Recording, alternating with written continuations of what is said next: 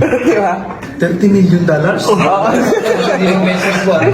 Dollars? Basta parang hindi pa ata aabot yun sa isang laban yun. 1.7 billion pesos daw. Parang lumaban. 2018 daw. 2018. Pero mataas pa doon ang tingin mo, Boss Manny, sa isang laban lang. Grabe naman yun. Ganoon lang yun. Kala ko nga nakadrugs eh. Pero maghanap daw kasi si ni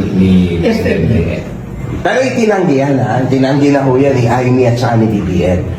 So, yun ang pakalat niya lang. Yun, so... Baka naman may... Baka naman may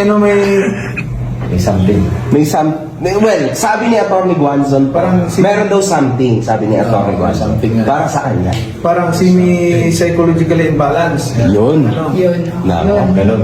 Yun ang semi-boss. Psychologically, balance talaga yun. Ayan, from... Ay, hindi naman. Ay, yung psychologically imbalance, yung hindi na nakakakilala. Pero ito, alam pa niya eh. Alam pa niya ginagawa niya. Alam pa niya yung ginagawa niya eh. Nabubuhay siya sa ibang mundo eh. Oh, alam pa niya. Binigay pa nga ng figure eh. Oh. 1.7 billion Ano to pesos. sa yung delikado dapat ipagamot na ito. Dito pa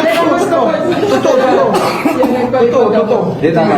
Kailangan ng intervention. Hindi, boss, kasi... Kailangan ng help. Pero alam dapat pag mga ganyan dapat tulungan na ito eh. Kasi baka may Tutulungan niyo po ba siya, Tutulungan Boss mo ba, Manny? Sen? Magpagamot? Hindi, pagamot natin. Ayun, oh.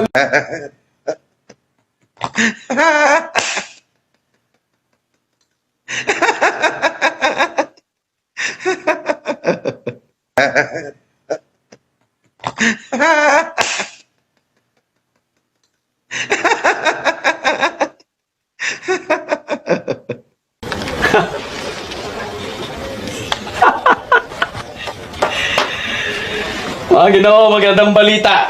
May nangyayari na.